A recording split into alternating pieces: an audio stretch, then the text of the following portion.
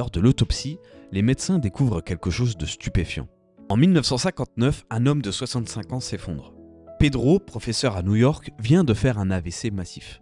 Paralysé d'un côté, incapable de parler, son visage reste figé comme un masque. Et les médecins sont formels. C'est terminé, le cerveau est détruit, il ne récupérera jamais.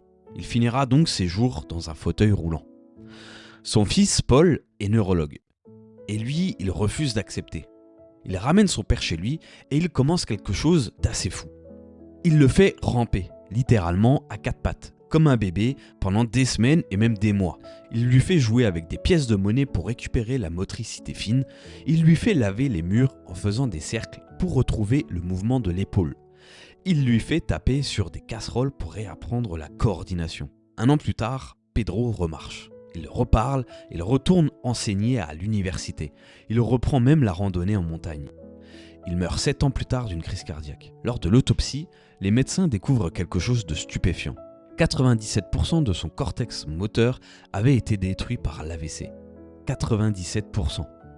Comment un homme peut-il remarcher, reparler, reprendre une vie normale avec un cerveau détruit à 97%? Eh bien, figurez-vous que son cerveau s'est recablé. D'autres zones avaient pris le relais. Des connexions nouvelles s'étaient créées là où il n'y en avait jamais eu. Ce jour-là, la neuroplasticité est passée de la théorie à la preuve vivante.